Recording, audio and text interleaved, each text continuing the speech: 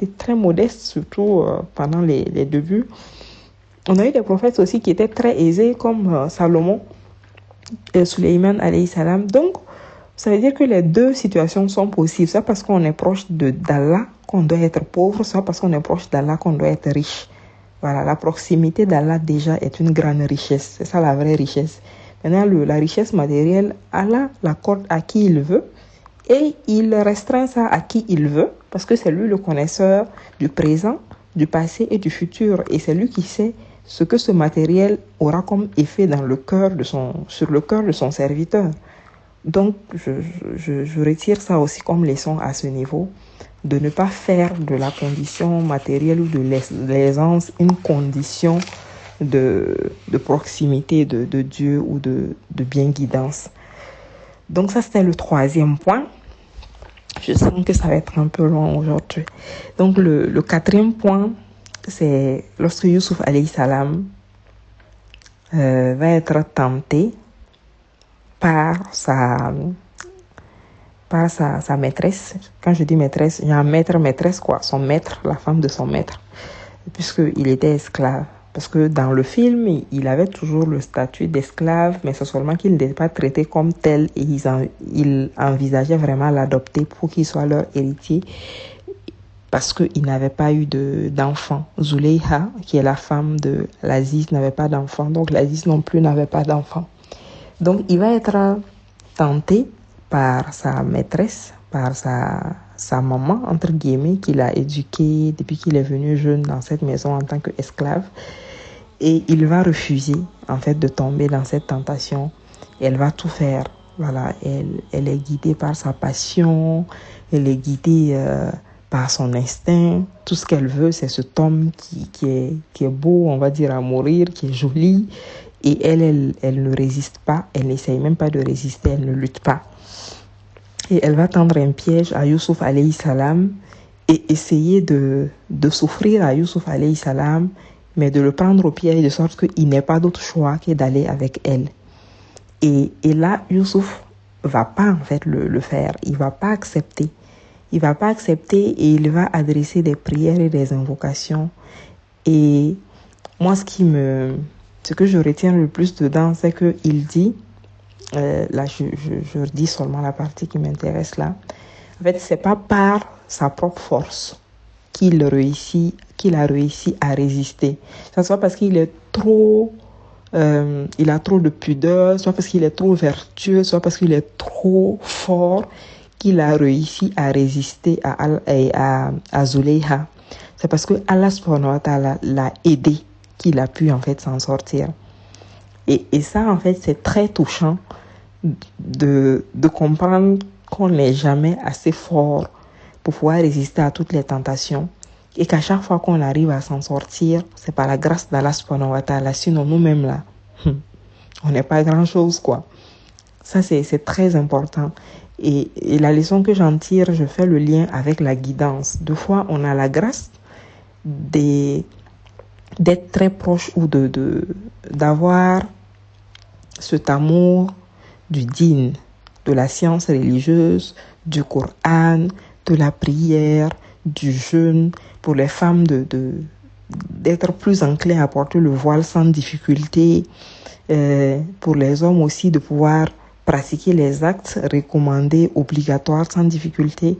Et on peut facilement tomber dans ce fait-là de juger les autres parce qu'ils n'en font pas assez, selon nous.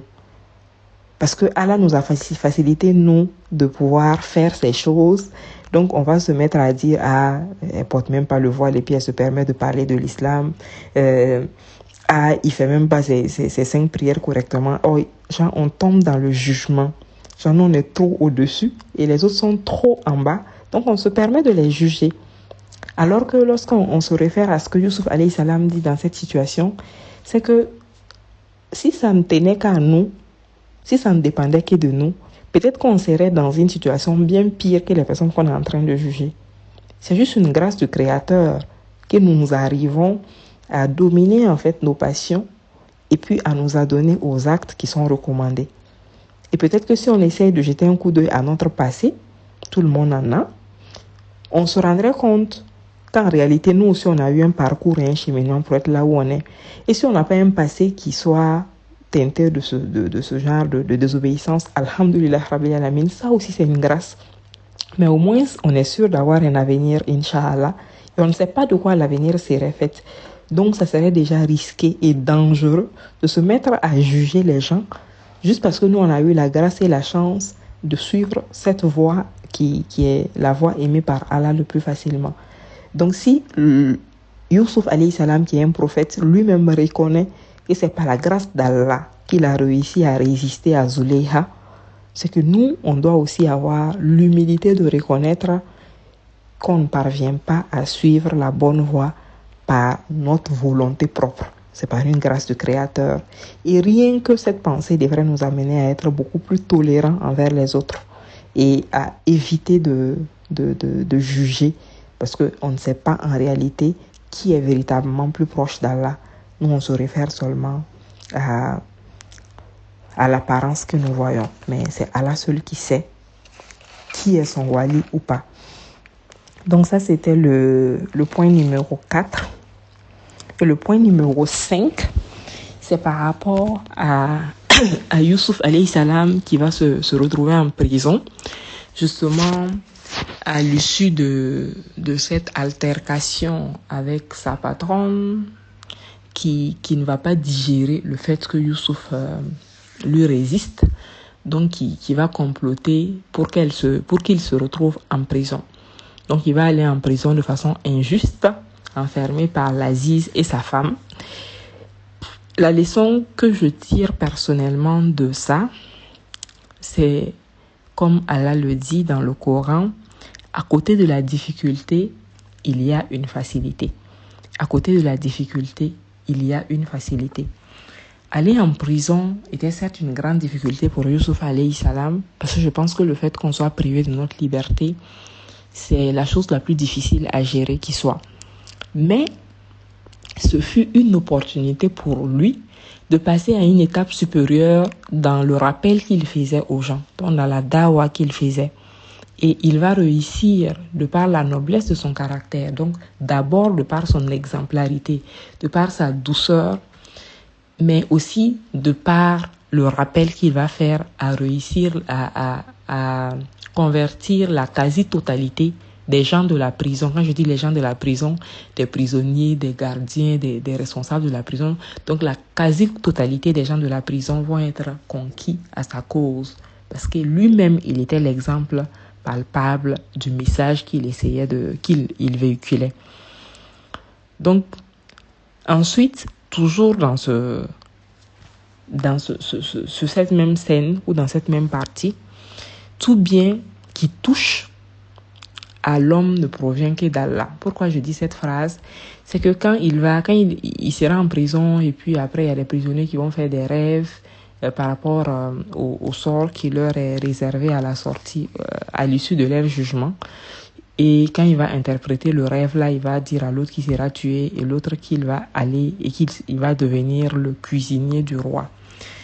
Et quand là, il fait l'interprétation des rêves, parce que le fait d'interpréter les rêves était un don qu'Allah lui avait offert. Il avait ce pouvoir-là d'interpréter les rêves.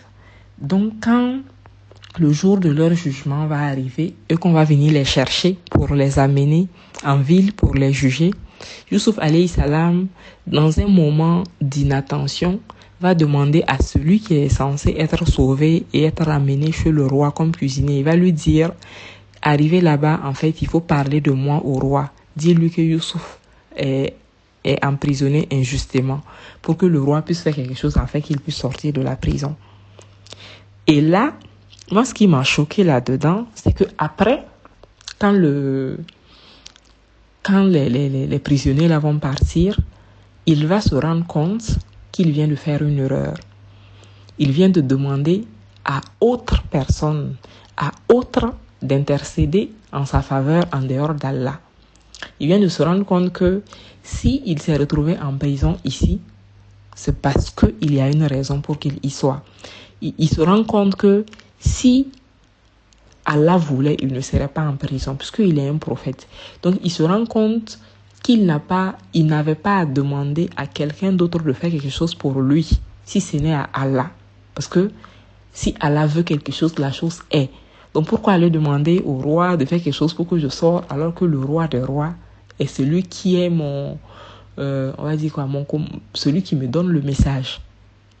Donc tu vas pas laisser le roi des rois pour aller demander au petit roi d'une certaine manière. Et cette prise de conscience et ce repentir qu'il va faire, moi, va me toucher profondément parce qu'on n'y prête pas attention. Mais très souvent, lorsque des choses nous arrivent, on est prompt à demander de l'aide. Je ne pense pas que ce soit le fait de demander de l'aide qui soit un problème. Lui, dans son cas, il est prophète. Donc, c'est plus grave dans sa tête parce qu'il sait qu'il a ce privilège d'avoir une ligne beaucoup plus directe avec le Créateur. Mais nous, très souvent, quand quelque chose nous arrive, est-ce que c'est à Allah qu'on en parle le premier? C'est pas à Allah subhanahu wa ta'ala qu'on s'adresse le premier. On va d'abord appeler les contacts qui peuvent nous aider. On va checker sur Internet. On va en parler aux voisins. On va se plaindre à notre ami. Et quand 3 jours après, une semaine après, on n'arrive toujours pas à avoir de gain de cause, c'est là on se rappelle que, tiens, je peux demander à Allah. Peut-être qu'il va m'aider. Donc, après la prière, maintenant, on va faire une petite invocation pour dire Allah facilite-moi cette chose. C'est comme si Allah subhanahu wa ta'ala devient notre dernier recours en toute situation. C'est-à-dire, c'est quand on finit de parcourir tout et qu'on n'a pas de solution qu'on vient lui demander. Alors que cette scène de Youssouf alayhi salam nous enseigne qu'en réalité, c'est le premier recours. Parce que c'est lui qui met l'effet dans la cause. Il n'y a pas d'effet sans Allah subhanahu wa ta'ala. Si je suis malade, j'ai le devoir d'aller me soigner. Mais quand je suis malade, la première des choses que je devrais faire, au moins intérieurement, c'est de formuler une invocation pour que Allah m'accorde la guérison. Parce que le médecin me soigne, mais c'est Allah qui guérit. Le médecin me donne le médicament, mais pour que ce médicament fasse effet, c'est Allah qui met cet effet dans le médicament. Parce qu'on peut être 1000 à prendre, et puis il y a 100 qui vont guérir, et puis il y a 900 qui vont pas guérir. Or, c'est le même médicament, c'est la même maladie, ce sont les mêmes compositions.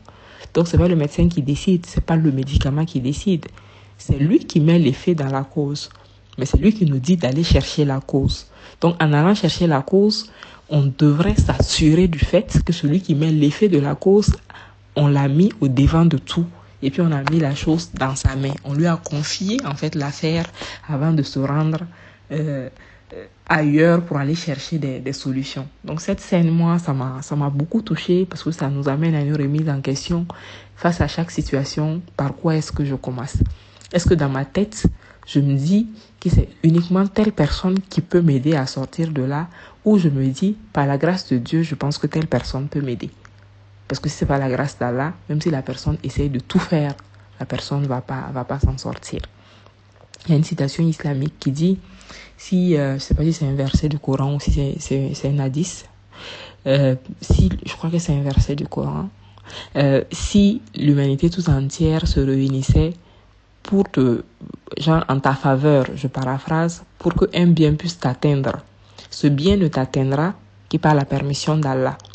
Et si l'humanité tout entière se réunissait pour comploter un mal contre toi, et ce mal ne t'atteindra que par la permission d'Allah. Et je pense que ça résume tout. C'est de comprendre que personne ne peut me faire un bien quelconque sans la permission d'Allah. Et aucun mal ne peut m'atteindre sans la permission d'Allah. Et je crois que si on arrive à intégrer ça dans notre vie de tous les jours, ça va être beaucoup plus facile pour nous de nous en remettre à lui.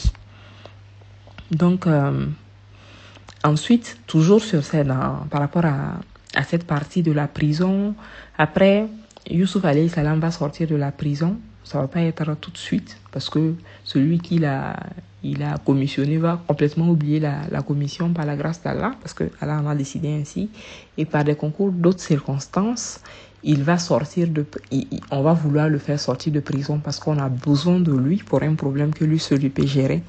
Et quand on va venir pour le faire sortir de prison, pour quelqu'un qui est en prison depuis des années et qui est emprisonné injustement, il va exiger qu'on rétablisse la vérité avant qu'il ne sorte, sinon il ne sort pas. Donc, il va renvoyer les émissaires qui étaient venus pour le chercher à la prison. Des émissaires qui étaient envoyés par le roi. c'est-à-dire par le pharaon de l'époque, par le roi.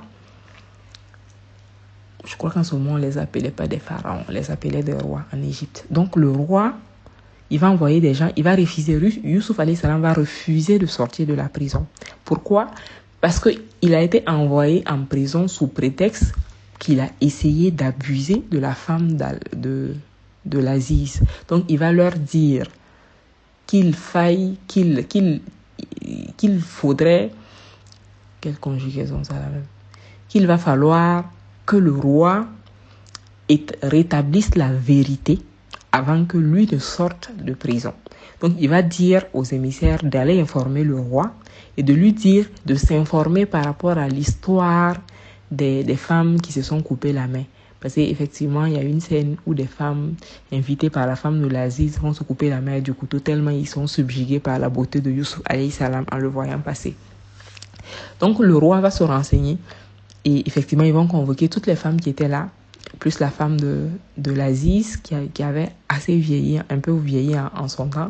Et les femmes vont avouer, en fait, avec la femme de l'Aziz aussi qui va avouer le fait que Youssouf n'a absolument rien fait. Il n'a jamais tenté d'abuser d'elle et qu'au contraire, c'est elle qui était éprise de lui et qu'elle a absolument tout fait. Il n'a pas accepté. Voilà. Même quand il était en prison, elle allait l'harceler là-bas, le faire frapper, maltraiter et tout, mais il n'a pas cédé. Donc, une fois que la vérité est rétablie, c'est là que Youssouf alayhi salam, ils vont aller le chercher, maintenant il va accepter de sortir. Cette scène m'a fait comprendre l'importance de l'honneur, la haute importance de la dignité, l'importance de la réputation.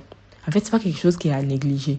Il avait l'opportunité de sortir de prison, mais il a refusé de sortir de prison tant que son honneur n'est pas rétabli. Tant que sa dignité n'est pas rétablie. Tant que sa réputation n'est pas rétablie, lavée. Parce qu'on avait sali son honneur et sa réputation. Imagine, tu sors, peu importe ce que tu deviens dans la société, il se dira toujours que voici l'homme qui a essayé d'abuser de la femme d'une telle personne. Ça, c'est une mauvaise réputation. Ça, c'est ta dignité qui est entachée. C'est ton honneur qui est bafoué, qui est sali. Donc, il a exigé qu'on lave son honneur, qu'on rétablisse la vérité avant qu'il ne sorte de prison. Et moi, franchement, c'est une scène qui m'a énormément plu et qui m'a fait prendre conscience du fait qu'il fallait qu'on fasse très attention à notre réputation, très attention à notre honneur et que notre dignité n'a pas de prix. On ne doit pas laisser quelqu'un bafouer, marcher sur ça, salir ça. Et c'est vraiment important que parmi les recommandations du prophète, lorsqu'on doit épouser une femme, il est recommandé de faire une enquête. Voilà, si quelqu'un vient demander la main de ta fille, tu dois faire une enquête sur la personne. Et l'enquête, c'est quoi? C'est une enquête de réputation. Pour voir qu'est-ce qui se dit sur cette personne. Qu'est-ce qu'on dit de cet homme? Qui il est, qui il fréquente, quelles sont ses habitudes, qu'est-ce qu'il fait? Donc, c'est important de faire attention à sa réputation. C'est pas anodin. Aujourd'hui, on a tendance à se foutre un peu de tout. On dit non, l'apparence ne fait pas ceci. Donc, non, mais c'est important. Il faut prêter attention avec qui on marche, qu'est-ce qu'on fait, qu'est-ce qu'on montre, qu'est-ce qu'on affiche. Bien sûr, c'est ce qu'on est réellement qui est important, mais généralement, ce qu'on est se reflète aussi à l'extérieur. Donc ça, c'est le point numéro 5. Et le point numéro 6, c'est quand Youssouf alayhi salam arrive au palais. Voilà, il va arriver au palais. Et la scène dont je parle ici, c'est quand c'est une scène dans laquelle le roi, ayant eu on va dire l'interprétation de son rêve et ayant pris conscience du fait qu'il y a une famine qui guette l'Égypte, donc le pays, dans quelques années, il se dit qu'il a besoin d'un ministre de l'agriculture qui soit bon, performant, voilà. Et il va commencer à demander, à faire des suggestions en fait. Demander des suggestions. Qui peut être le meilleur ministre de l'agriculture? En ce moment, l'Aziz, qui était le maître de Youssouf, était assez vieux et puis malade. Donc c'est la première proposition. Lui ne pouvait pas le faire. Il y a le chef de l'armée qui était là, mais il a dit non, il préfère maintenir le chef de l'armée à son poste plutôt, parce qu'il est plus fort avec les armes dans la guerre et tout le reste. Donc, ils étaient en train de réfléchir Et tout à coup, Youssouf approche d'un pas, il avance d'un pas et il se propose lui-même. En fait, dans le film, c'est comme ça. En fait, il se propose lui-même et il argumente pour dire pourquoi il pense qu'il serait un bon ministre de l'Agriculture. Et moi, cette scène m'inspire parce que ça balaie la fausse humilité. La fausse humilité qu'on a un peu trop, surtout au Burkina ici. Quand tu es bon dans quelque chose, tu es bon dans la chose. Il a grandi dans la campagne. Il a grandi dans une zone où son papa est berger. Ils font de l'agriculture et puis ils font paître des animaux. C'est de ça qu'il a vécu et c'est ce qu'il connaît. Il connaît la terre, il connaît la nature. On cherche quelqu'un pour gérer ça. Il pense avoir les compétences nécessaires pour le faire. Et donc, il se propose à le faire. Bien sûr, dans la scène, on voit que c'est l'ange qui lui suggère de se proposer. Mais c'est une leçon pour nous de comprendre que on ne va pas te donner la place que tu mérites toujours. Tu dois te lever et puis aller prendre la place que tu mérites. Ou du moins à réclamer cette place. Et ça ne se fait pas juste avec de la bouche et puis de la parole. Ça se fait avec de réelles compétences avérées. Ça se fait avec des arguments clairs qui sont convaincants. Mais quand on a les compétences, quand on a les capacités et quand il y a une place vacante et qu'on pense qu'on peut être une valeur ajoutée à cette place, on doit avoir le courage nécessaire. On doit avoir la confiance en soi nécessaire pour se lever et aller réclamer cette place. Parce que on peut améliorer les conditions de vie des gens à travers notre contribution. Donc ça, franchement, j'ai trop aimé. Je me suis dit, voilà un bon coup de pied à la fausse humilité quand on essaye de dire aux gens, il faut te taire jusqu'à ce qu'on te donne la parole. Non. Quand tu as quelque chose d'important à dire et que ce que tu as à dire a une valeur ajoutée, tu demandes la parole, tu prends la parole. Tu n'attends pas toujours qu'on vienne te désigner pour dire, bon, Madina, est-ce que toi, tu peux faire ça? Bon, peut-être qu'ils vont aller prendre quelqu'un d'autre qui est moins compétent que toi, qui va faire un moins bon travail que toi. Et finalement, c'est un préjudice pour toute la communauté, alors que tu aurais pu servir toute la communauté à travers tes compétences. Donc, au niveau du point 6, c'est ce que je retiens. Et finalement, toujours au niveau de cette scène, on peut retenir le fait que tout concourt au destin, finalement. Tout concourt au destin.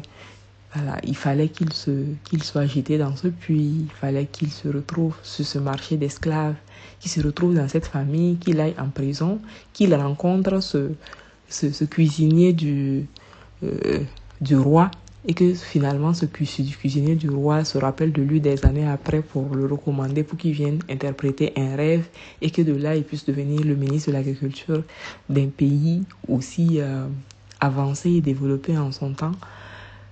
Voilà, tout concourt au destin, il n'y a pas de hasard. Tout ce qui est arrivé devrait arriver. Les intervenants, les protagonistes ne sont que les causes en réalité. Donc, ensuite, c'est les vertus qu'on peut incarner. Parce que imagine s'il n'avait pas aussi rétabli son honneur avant de sortir de prison et qu'il prétendait à ce poste de ministre de l'Agriculture, le roi n'allait pas peut-être accepter. Mais Joe, on vient de dire que tu as essayé d'abuser d'une femme et tu veux que je te nomme comme un conseiller, parce qu'il devient aussi conseiller du roi par la même occasion. Je veux que je te nomme comme mon conseiller, toi tu vas me conseiller. Tu vois, et il fallait maintenant qu'il trouve des moyens pour se justifier, pour dire non, en réalité, je ne l'ai pas fait, se sortir rentrer ici par des voies contournées. Et il aurait perdu l'opportunité de mettre la vérité en plein jour à travers une façon bien claire et bien nette qui puisse éloigner de tout doute en réalité. Donc, c'est pour ça que c'est aussi important de toujours faire attention à son honneur. Et l'avant-dernier point, c'est le point numéro 7, les retrouvailles avec sa famille, surtout avec son papa. C'est une scène qui est très émouvante, qui peut peut-être vous arracher quelques larmes. Et je crois que dans la sourate Youssouf, Allah parle de belle patience. Donc c'est la récompense de la belle patience qui est finalement octroyée à Youssouf et à son père. Je pense que quand on parle de belle patience, c'est pour les deux. Parce que Youssouf a dû patienter, sachant où se trouve son père, comment aller le rencontrer et tout. Mais par ordre d'Allah, il n'est pas parti. Il est resté, il a patienté, il a enduré cette séparation qui était aussi très très difficile pour lui. Il a enduré Et finalement, Allah les récompense, la récompense de la belle patience par par les réunir ensemble et que la famille de Youssouf, son père, ses mamans, ses frères et sœurs viennent tous s'installer avec lui en Égypte. Et qu'ils aient des terres finalement qui quittent cette condition un peu plus précaire pour se retrouver dans un mieux-être auprès de leurs frères et de leurs fils. Et enfin, le dernier point, j'avais dit 7 points, mais finalement j'en ai fait 8 parce qu'en parlant, il y a un point qui m'était venu en tête. Le dernier point, c'est le point numéro 7. C'est la fin. C'est la dernière scène du film. Dans la dernière scène du film, la vision de Youssouf se réalise parfaitement. Il y a le père de Youssouf, sa maman, et puis tous ses frères qui vont faire du soujoud. Bon, ils font pas du soujoud pour Youssouf, hein. Ils font du soujoud il y a que pour Allah qu'on se prosterne. Son papa est prophète, il va pas se prosterner pour un fils. Donc, en termes d'adoration, c'est adressé à Allah subhanahu wa ta'ala. Donc, ils vont faire le soujoud.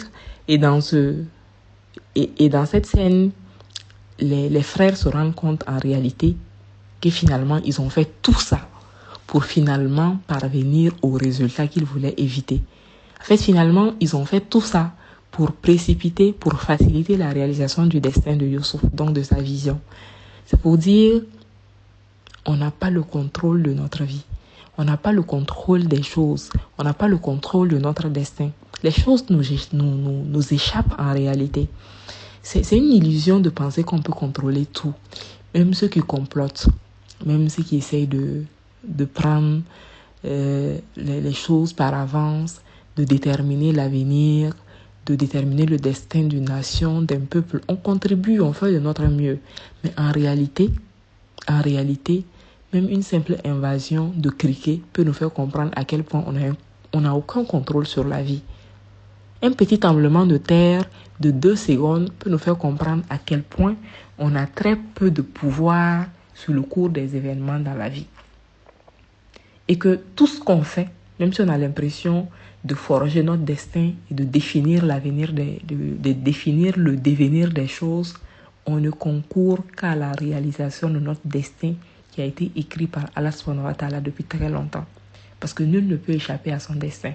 Et ses frères et sœurs, ses frères n'ont pas pu échapper à leur destin malgré tout ce qu'ils ont pu faire comme manigance, comme méchanceté, comme péché. Mais ils vont obtenir quand même le pardon de Youssouf alayhi salam, qui est très miséricordieux, le pardon de leur père.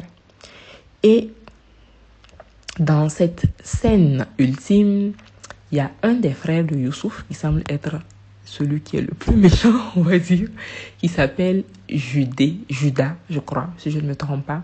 Il va demander à un autre de ses frères, qui s'appelle Simon. Donc, c'est eux, avec les autres frères qu'il avait jetés dans le puits.